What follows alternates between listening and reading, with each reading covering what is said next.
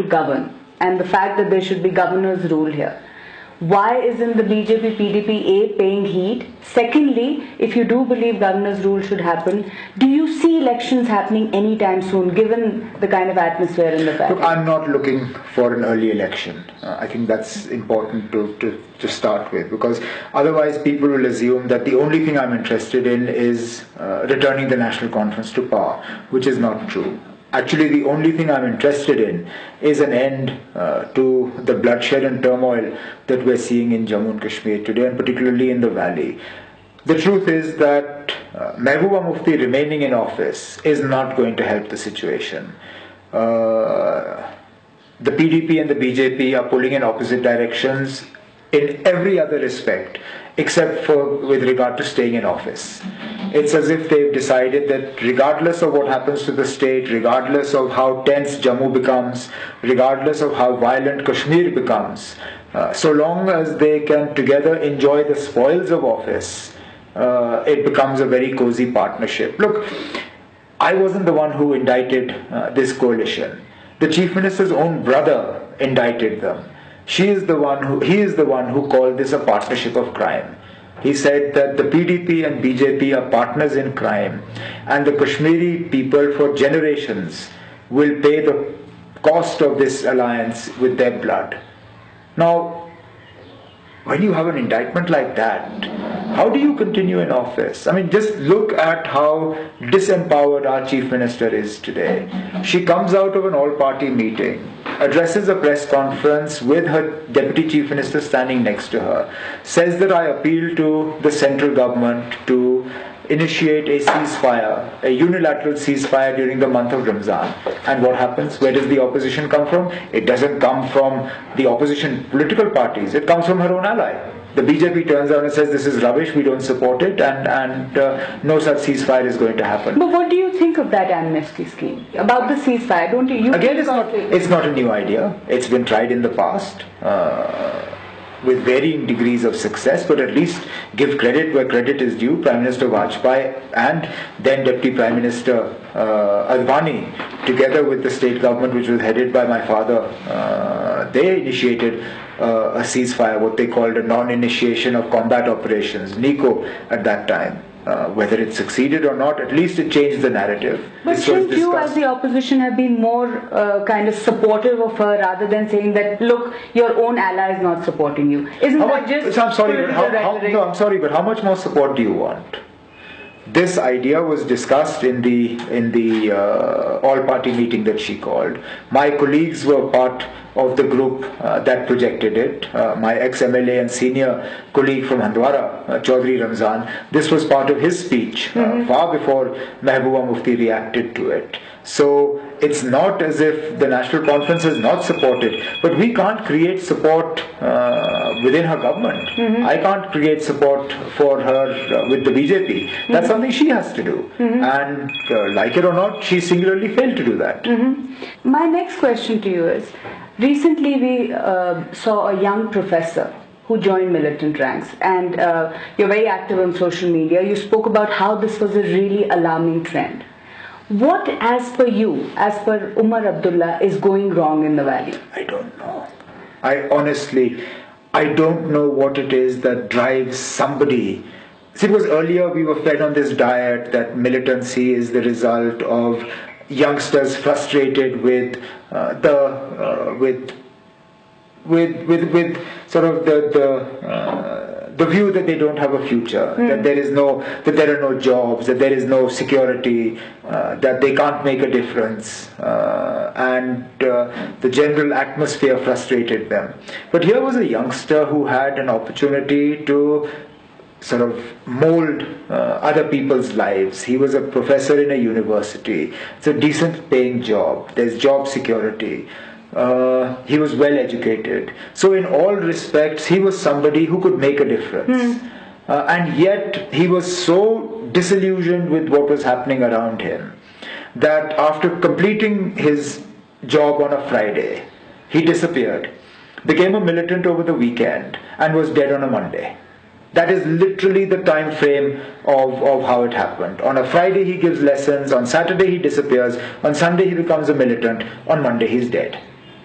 Now, I still can't fathom what it is about the situation. What have we done so drastically wrong in the last few years that this is the net result of that? And okay, he was a professor. You've had instances of youngsters, PhD students from Aligarh Muslim University who've left their studies halfway, become militants. And there are similar instances. So no longer are you seeing militancy as something that is done by uneducated or undereducated youngsters or jobless youth.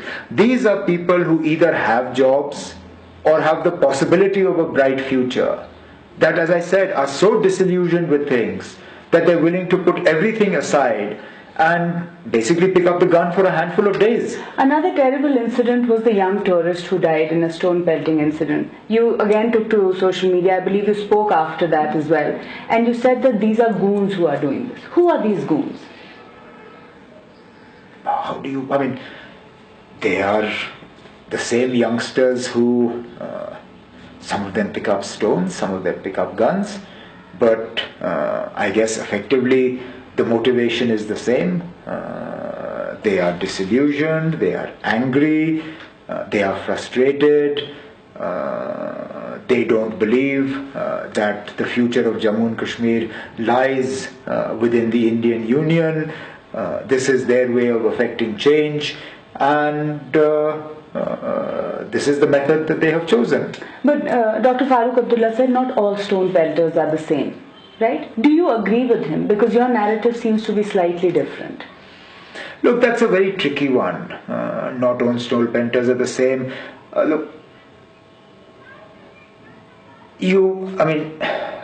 Again, this is like that whole narrative of my terrorist is a good terrorist, but the terrorist who's attacking you is a bad one, etc. Look, I can't condone stone pelting as a means of affecting change. It is the wrong means. There are other ways. If stone pelting is viewed as a means of protest, it is certainly not a non-destructive means of protest. And you put a tourist, some tourists in hospital, you sent one from here dead. How then do you turn around and say that some stone pelting is good and others isn't? I think it's important to understand what motivates them to do it. I think it's important to try and counsel them and sort of wean them back from this destructive path that they've taken. But I don't think we in any way can condone the methods that they've employed. You have at various points in time, especially when young Kashmiri Muslim men, or let's just say Kashmiri youth, have been targeted by militants, right? You have come out and said that separatists don't have the same kind of condemnation for them. Do you believe that the Hurriyat and the separatists, as they're largely called, are still stakeholders if there were to be a dialogue process? Well, certainly, because whether they are in control of what is happening right now or not, they effectively represent a support group here. They represent an ideology, a thought process, which will have to be represented at the table. Whether we like it or not, there is a section of population, we can argue as to the extent of that section, but there is a section of population in Jammu and Kashmir that does not believe Jammu and Kashmir should be a part of the Union of India. Now, in any dialogue process, you're going to have to bring that section of opinion to the table as well. Who is going to do it for you? Today, like it or not, that ideology is represented in various shades by your separatist leadership. Now, we can argue about whether it is the right time to talk or not, whether they are the right people to talk to or not, but the fact is that Jammu and Kashmir is not just made up of people who want to be a part of the Union of India. It's made up of people who want to remain a part of the Union, it's made up of those who want freedom, it's made up of those who want Jammu and Kashmir to be a part of Pakistan. All these shades of opinion will have to be brought to the dialogue process at some point or the other. Tell me, Mr. Abdullah, do you believe that the Prime Minister, Mr. Modi, is interested in peace in the valley? that's a question for the Chief Minister. I am not an ally of Mr. Modi. In all honesty, intent? In all honesty, I've had very little interaction with the Prime Minister. Whatever his intent is, let's just say that I believe his actions could have spoken more. Given that he has a majority all of his own in Parliament, given the fact that today the BJP pretty much commands the country, they have 21 states in this country. I don't think the Prime Minister had to fear from taking bold initiatives to resolve Jammu and Kashmir. I think some of the boldness that we saw vis-a-vis his dealings with Pakistan was sorely missing with regard to his dealings with Jammu and Kashmir. I mean, here was a Prime Minister who invited Nawaz Sharif to his swearing in. Here was a Prime Minister who suddenly decided to land in Lahore and fly in the Pakistani Prime Minister's helicopter to attend a family wedding. Yet, this sort of boldness, this sort of out-of-the-box thinking, we haven't seen with regard to the internal situation in Jammu and Kashmir. And I think that's something that, at least personally speaking, it does disappoint me. Many, or rather I would say some in the valley, let me not say many, say that you're more critical of the PDP than you are of the BJP, perhaps keeping somewhat of a room open for an alliance in the future. What would you say to these critics? If the Chief Minister had been of the BJP, I would have been even more critical of the BJP. I am not critical of the PDP as a party. I am critical of the government led by Mehbooba Mufti. If today the government had been led by Nirmal Singh or Kavinder Gupta, I would have been far more critical of the BJP than I would have been of the PDP.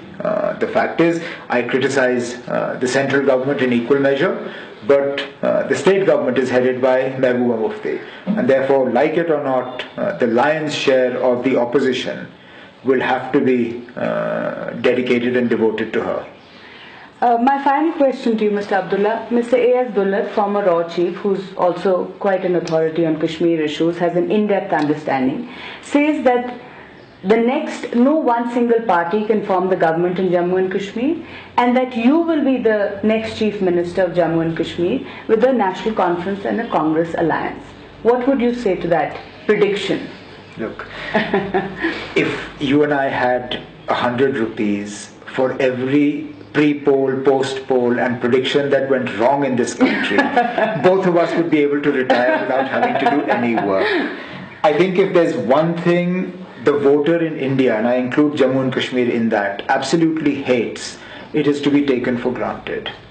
So the worst thing we can do is to assume that in all this anger, suddenly the National Conference will emerge as a great victor. There are no winners in the situation that we have in Jammu and Kashmir today.